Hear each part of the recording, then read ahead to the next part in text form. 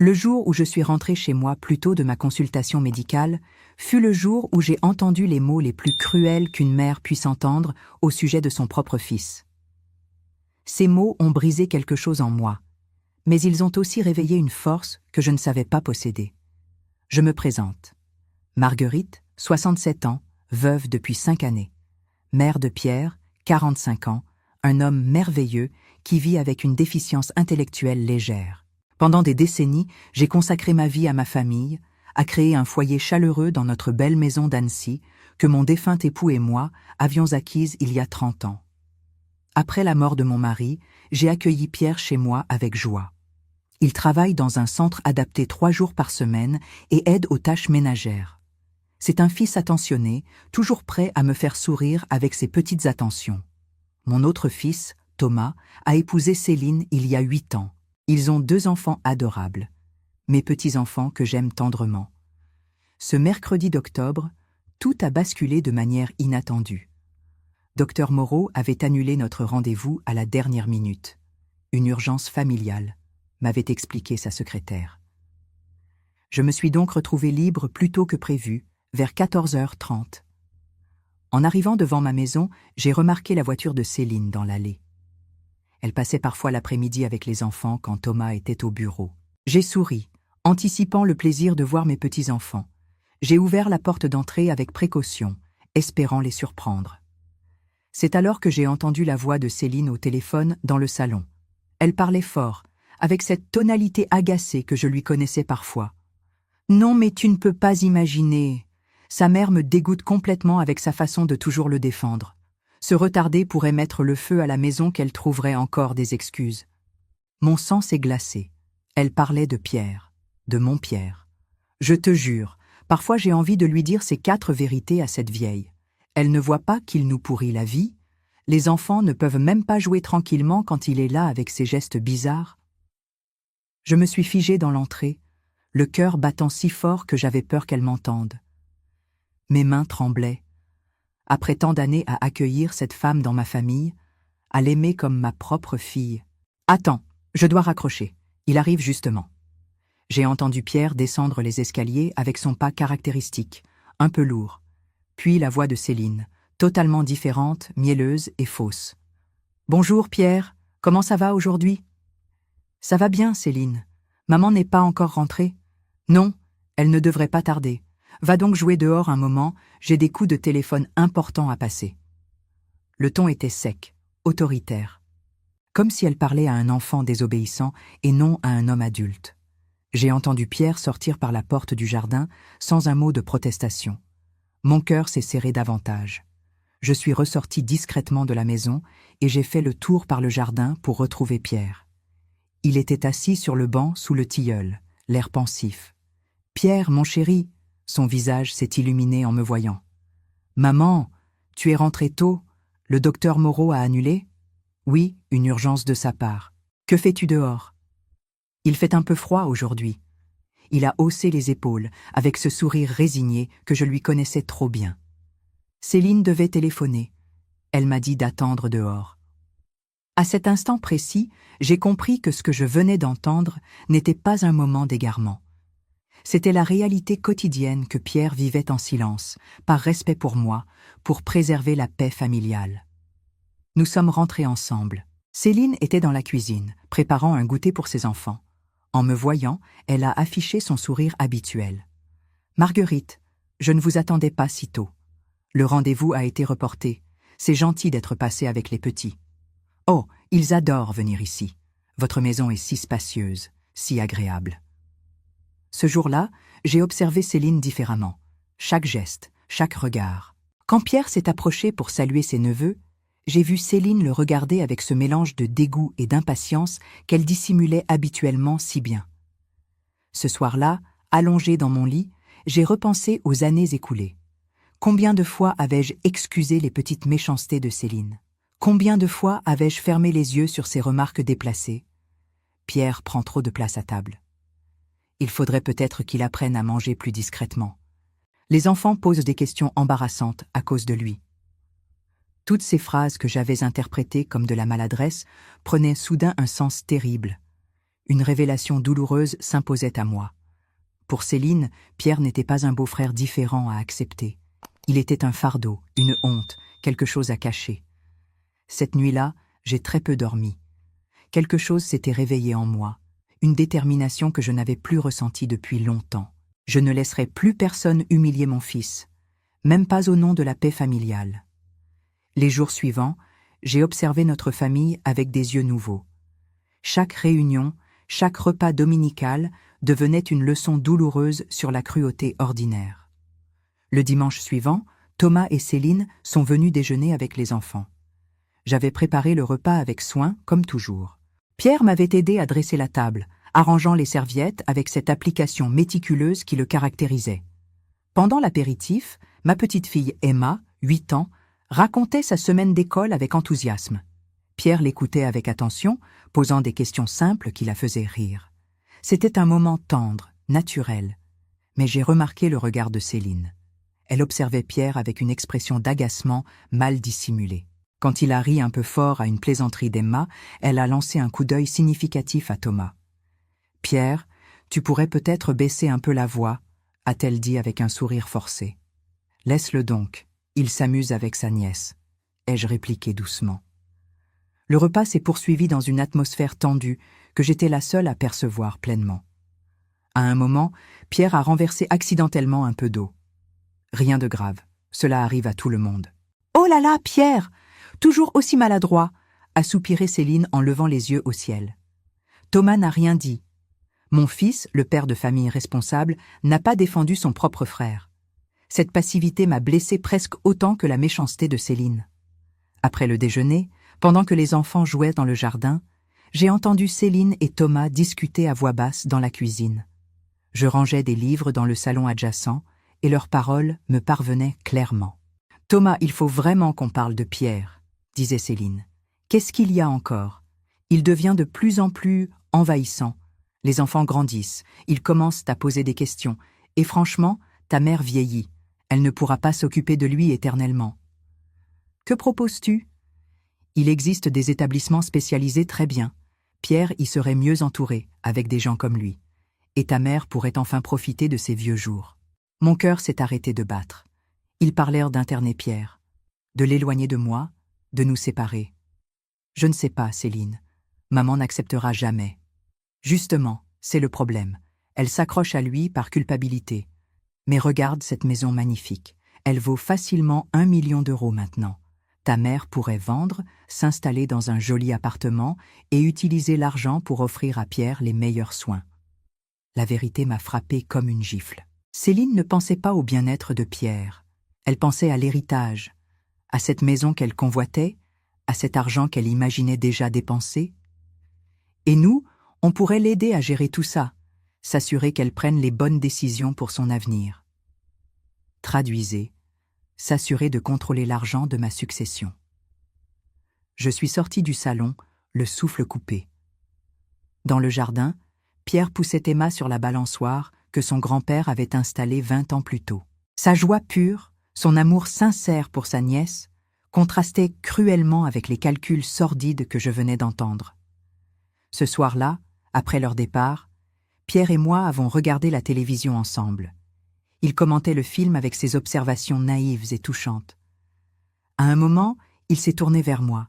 « Maman, est-ce que Céline me trouve bizarre ?» La question m'a transpercée. Malgré sa différence, Pierre n'était pas aveugle aux attitudes des autres. « Pourquoi cette question, mon chéri ?»« Je ne sais pas. Parfois, j'ai l'impression qu'elle n'aime pas quand je suis là. » J'ai pris sa main dans les miennes. Cette main qui avait tant donné d'amour, tant apporté de réconfort au fil des années. Tu sais, Pierre, il y a des gens qui ont du mal à voir au-delà des différences. Mais toi, tu as un cœur en or. Ne laisse jamais personne te faire croire le contraire. Il a souri, rassuré. Mais moi, j'étais plus déterminée que jamais. Personne ne ferait du mal à mon fils. Personne ne nous séparerait. Et surtout, personne ne profiterait de notre famille par cupidité. Cette nuit-là, j'ai pris une décision qui allait tout changer. Le lundi matin, j'ai pris rendez-vous avec Maître Dubois, le notaire de la famille depuis 20 ans. Je lui ai expliqué ma situation sans entrer dans les détails familiaux. Marguerite, vous souhaitez donc réviser votre testament? Plus que cela, maître Dubois. Je veux m'assurer que Pierre sera protégé toute sa vie, quoi qu'il arrive. Il a hoché la tête avec compréhension. Au fil des années, il avait appris à connaître Pierre, qui m'accompagnait parfois à ses rendez-vous. Avez-vous pensé à créer une fondation? Ou peut-être un fonds de dotation? Cela vous permettrait de garantir l'avenir de Pierre tout en aidant d'autres familles dans votre situation. L'idée m'a immédiatement séduite. Une fondation. Quelque chose de durable, de beau, qui donnerait un sens à notre histoire. Expliquez-moi, s'il vous plaît. Pendant 2 heures, maître Dubois m'a détaillé les possibilités. Je pouvais créer une fondation dédiée à l'accompagnement des personnes en situation de handicap. Avec le produit de la vente de ma maison, estimé effectivement à près d'1 million d'euros, je pourrais financer un foyer de vie exceptionnel. Pierre y aurait sa place garantie à vie, avec un encadrement professionnel et bienveillant. Et d'autres familles pourraient en bénéficier également. Plus il parlait, plus je me sentais apaisée. Ce n'était pas de la vengeance, c'était de la justice. Et surtout, c'était de l'amour en action. Combien de temps faut-il pour mettre cela en place? 6 mois environ pour finaliser tous les aspects légaux. Mais je connais des structures existantes qui pourraient vous accompagner plus rapidement si vous souhaitiez racheter et rénover un établissement.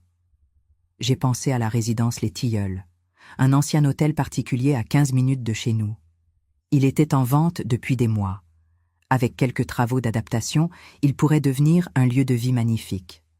En rentrant chez moi, j'ai trouvé Pierre dans le jardin, occupé à tailler les rosiers avec une patience infinie. Cette image m'a confirmé dans ma décision. Il méritait un environnement où ses qualités seraient reconnues, où sa différence serait respectée. « Pierre, que dirais-tu si nous déménagions ?» Il a levé les yeux, surpris. « Déménager? Mais pourquoi, maman ?»« Pour vivre une nouvelle aventure, dans un endroit où tu pourrais rencontrer d'autres personnes, avoir des activités nouvelles.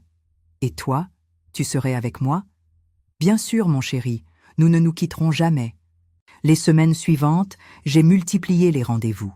Agent immobilier pour évaluer précisément la maison, architecte pour étudier les travaux nécessaires au tilleul, directrice d'une association spécialisée pour comprendre les besoins réels des résidents.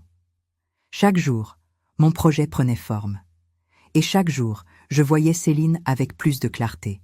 Elle passait régulièrement, posant des questions innocentes sur mes rendez-vous, mes projets d'avenir. « Marguerite, vous sortez beaucoup en ce moment.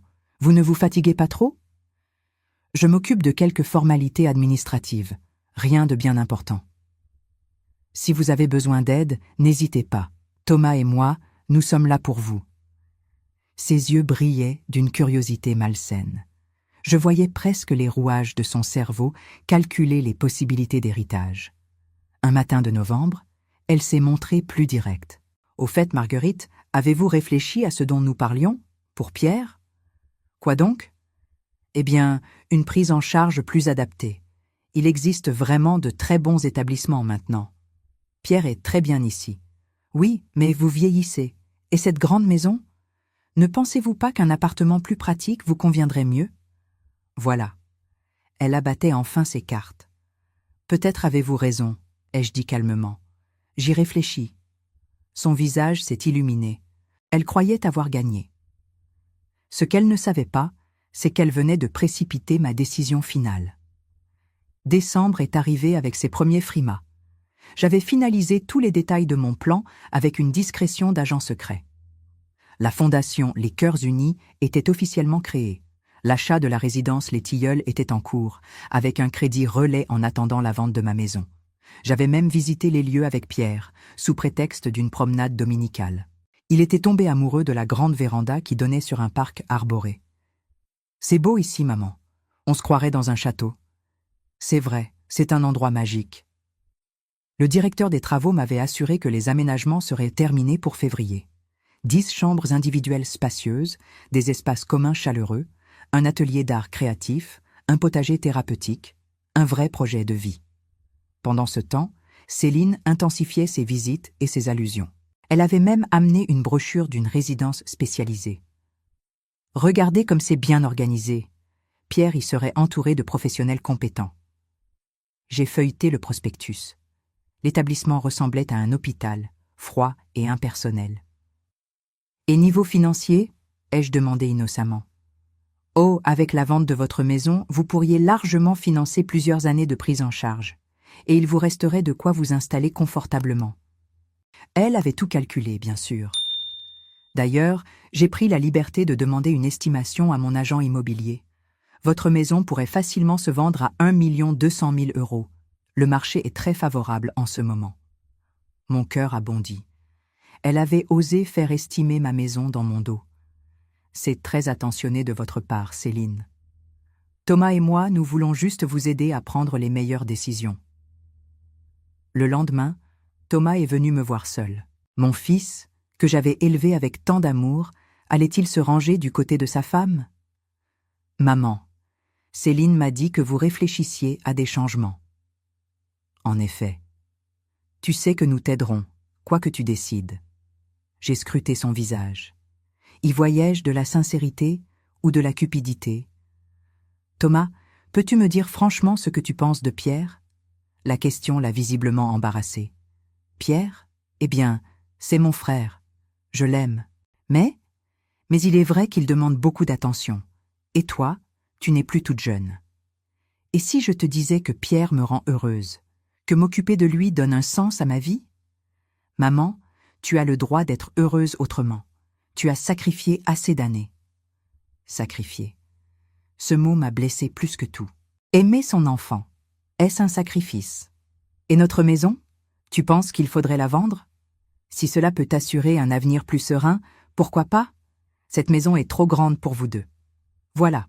Mon fils aussi était tombé dans le piège de l'argent facile. Ce soir-là, j'ai serré Pierre dans mes bras plus fort que d'habitude. Tu sais quoi, Pierre? Je crois que nous allons vivre la plus belle aventure de notre vie. Le week-end avant Noël, j'ai organisé un déjeuner familial. Toute la famille était réunie. Thomas, Céline, mes petits-enfants. L'atmosphère était joyeuse en surface, mais je percevais les regards complices entre mon fils et sa femme. Après le dessert, j'ai pris la parole. J'ai une annonce importante à vous faire. Le silence s'est installé immédiatement. Céline s'est redressée, les yeux brillants d'anticipation. J'ai décidé de vendre la maison. Un sourire discret s'est dessiné sur les lèvres de ma belle-fille. « Maman, c'est une excellente décision », a dit Thomas. « Et pour Pierre ?» a demandé Céline avec une fausse sollicitude. « Pour Pierre, j'ai trouvé la solution parfaite. Il va intégrer un établissement spécialisé de grande qualité. » Oh, comme c'est merveilleux. Vous voyez, vous avez pris la bonne décision. Ce que je ne leur ai pas dit, c'est que cet établissement, c'était notre fondation, et que Pierre en serait le premier bénéficiaire, mais aussi l'un des inspirateurs. « Quand aura lieu la vente ?» a demandé Thomas. « Très bientôt. Les papiers sont presque prêts. » Cette nuit-là, j'ai dormi paisiblement pour la première fois depuis des mois. Le piège était en place.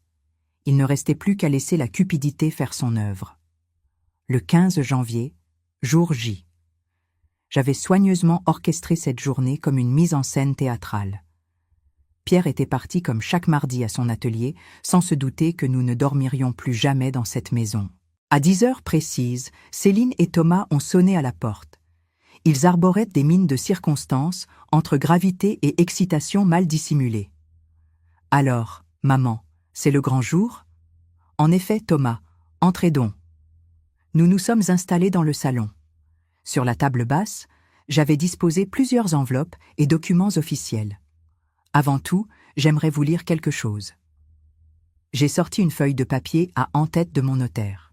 Ceci est l'acte de vente définitif de notre maison familiale, conclu au prix de 1 100 000 €.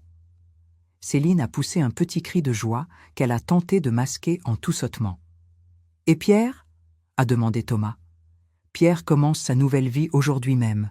Il emménage à la résidence Les Cœurs Unis, un établissement d'exception où il sera parfaitement pris en charge. » Les Cœurs Unis, je ne connais pas. C'est normal. C'est un établissement tout nouveau. Révolutionnaire même. J'ai marqué une pause, savourant leur visage, suspendu à mes lèvres. En fait, c'est moi qui l'ai créé. Le silence qui a suivi était assourdissant. Je voyais leur cerveau tenter de comprendre ce que je venais de dire. Comment cela? Vous l'avez créé? A balbutié Céline. Très simple. J'ai utilisé l'intégralité du produit de la vente pour créer la fondation Les Cœurs Unis et racheter l'ancienne résidence Les Tilleuls. Pierre y sera hébergé gratuitement à vie, avec 9 autres résidents qui bénéficieront du même accompagnement exceptionnel. Le visage de Céline avait perdu toutes ses couleurs. Mais, et vous? Où allez-vous vivre? J'ai acheté un charmant appartement de 3 pièces à 5 minutes de la résidence. Juste assez grand pour Pierre et moi quand il voudra passer des week-ends à la maison. Attendez, Thomas s'est levé d'un bond. Vous avez dépensé tout l'argent? Chaque centime. Et je n'ai jamais fait de meilleur investissement. Céline s'est mise à trembler, littéralement. Mais notre avenir? L'héritage des enfants? Ah, enfin. Le masque tombait complètement. Votre avenir, Céline? Quel avenir? Celui où vous comptiez interner Pierre dans un mouroir pour mettre la main sur l'argent. Elle a ouvert la bouche, mais aucun son n'en est sorti. Tu croyais que je n'avais rien entendu? Que je ne voyais pas ton dégoût pour Pierre? Tes petites humiliations quotidiennes? Thomas tentait de reprendre contenance.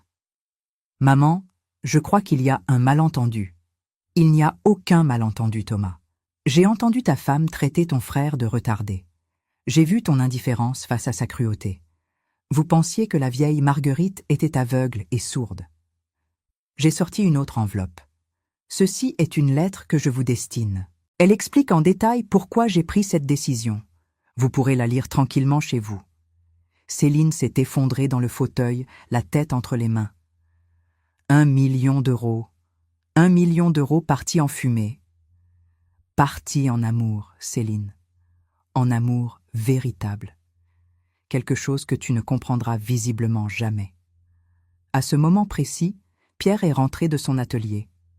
Il nous a trouvés dans cette configuration tendue, mais son visage s'est illuminé en me voyant. « Maman, j'ai fini mon potier, tu veux voir ?»« Bien sûr, mon chéri, mais d'abord, j'ai une surprise pour toi. »« Une surprise ?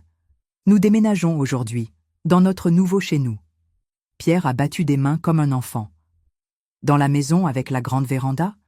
Celle qui ressemble à un château ? » Exactement. Il s'est tourné vers Thomas et Céline, tout excité. « Vous avez entendu ? On va vivre dans un château. » Ni l'un ni l'autre n'ont répondu. Thomas fixait le sol, Céline pleurait silencieusement. « Pierre, va chercher tes affaires.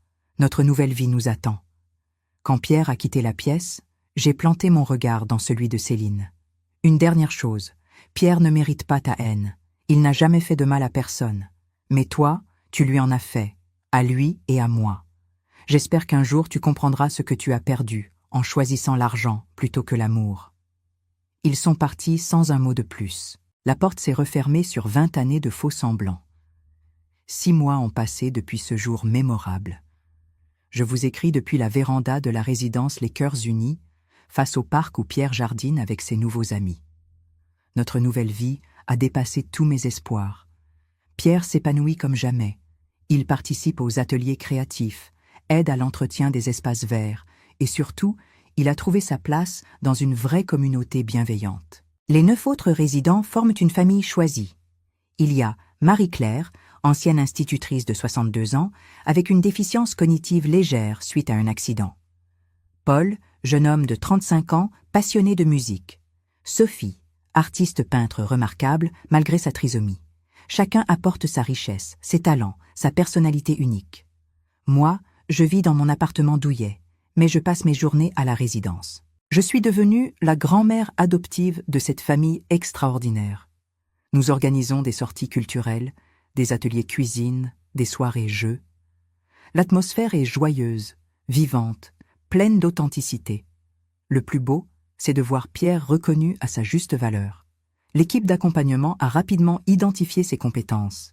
Il est devenu le responsable du potager, et ses légumes remportent un succès fou au marché local. Sa fierté fait plaisir à voir. « Maman, regarde, mes tomates sont les plus belles du marché. » Ces moments de bonheur simple valent tous les trésors du monde. Concernant Thomas et Céline, les nouvelles sont partagées. Thomas a tenté de reprendre contact il y a 3 mois. Il est venu seul, l'air embarrassé. « Maman, Je voudrais te présenter des excuses. Pourquoi, Thomas? Pour ne pas avoir su protéger Pierre, pour avoir laissé Céline dire ces choses terribles. J'ai vu dans ses yeux une sincérité que je n'avais plus perçue depuis longtemps. Peut-être que la perte de l'héritage espéré lui avait ouvert les yeux sur ce qui comptait vraiment. Thomas, je ne t'en veux pas d'avoir été influencé, mais j'attendais de toi que tu défendes ton frère. Tu as raison, j'ai été lâche. Nous avons eu une longue conversation, la première vraiment honnête depuis des années. Il m'a avoué que Céline l'avait manipulé, lui faisant croire que Pierre était un fardeau pour moi. Elle me répétait sans cesse que tu te sacrifiais, que tu méritais de profiter de tes vieux jours. Et toi, tu la croyais? Je voulais la croire. C'était plus facile que d'affronter la vérité. Thomas revient maintenant régulièrement voir Pierre à la résidence. Mes petits-enfants aussi ont redécouvert leur oncle dans ce nouveau cadre. Emma adore l'aider au potager, et le petit Lucas s'émerveille devant les créations artistiques de Pierre. « Tonton Pierre, tu m'apprends à faire de la poterie? »« Bien sûr, mon bonhomme, mais il faut être patient. » Ces retrouvailles me réchauffent le cœur. La famille se reconstruit, différemment, mais plus authentiquement. Céline, elle, a disparu de nos vies. Thomas m'a confié qu'elle avait très mal vécu ce qu'elle considère comme une spoliation. Elle parle même de contester le testament, sans comprendre qu'il n'y a rien à contester. J'ai donné mon argent de mon vivant, en toute légalité. Elle ne me parle plus de Pierre, m'a dit Thomas, comme s'il n'existait plus. Tant mieux. Pierre mérite d'être entouré de personnes qui l'aiment pour ce qu'il est, pas malgré ce qu'il est. La Fondation Les Cœurs Unis commence à faire parler d'elle dans la région. Nous recevons régulièrement des visites de familles intéressées, de professionnels du secteur, même de journalistes. Notre modèle d'accompagnement innovant inspire d'autres projets. L'autre jour, une mère m'a serré dans ses bras en pleurant. « Vous nous donnez de l'espoir. Mon fils a 20 ans et je me demandais ce qu'il deviendrait après ma mort. Il deviendra ce qu'il est déjà, quelqu'un d'unique et de précieux. C'est devenu ma mission. Montrer qu'une différence n'est pas une déficience, qu'elle peut être une richesse. Pierre et ses amis en sont la preuve vivante chaque jour. Hier soir, alors que nous regardions le coucher de soleil depuis la véranda, Pierre m'a pris la main. « Maman, tu crois que papa serait fier de nous ?» J'ai pensé à mon époux, à sa tendresse infinie avec Pierre, à sa façon de toujours voir le meilleur en chaque personne. J'en suis certaine, mon chéri. Il serait fier de l'homme que tu es devenu et de la famille que nous avons créée ici. Moi aussi, je suis fière de toi, maman. Tu es la plus courageuse des mamans. À 67 ans, j'ai appris que le courage n'est pas de supporter l'inacceptable. Le courage, c'est de changer ce qui peut l'être, même si cela bouleverse tout. J'ai échangé une grande maison vide contre une vraie maison remplie de vie. J'ai troqué des relations familiales toxiques contre des liens authentiques. J'ai transformé un héritage matériel en héritage humain. Aujourd'hui, quand je vois Pierre rire aux éclats avec ses amis, quand je le vois fier de ses réalisations, reconnu pour ses qualités, je sais que j'ai fait le bon choix. L'argent aurait fini par disparaître. L'amour, lui, se multiplie en se partageant. Cette histoire est la mienne, mais elle pourrait être celle de tant d'autres familles qui se déchirent pour des questions matérielles. Parfois, il faut savoir tout perdre pour vraiment tout gagner. Pierre court vers moi, tenant à bout de bras une sculpture qu'il vient de terminer à l'atelier. C'est un cœur en argile, imparfait mais magnifique, à l'image de notre nouvelle vie. « Maman, c'est pour toi, pour te dire merci !» Je serre ce petit cœur contre le mien. Il n'y a pas de prix pour un tel bonheur. Si cette histoire a touché votre cœur, laissez votre like, abonnez-vous à la chaîne, commentez ici en bas de quelle ville vous êtes et répondez-moi, à ma place, qu'auriez-vous fait? Votre message peut égayer la journée de quelqu'un.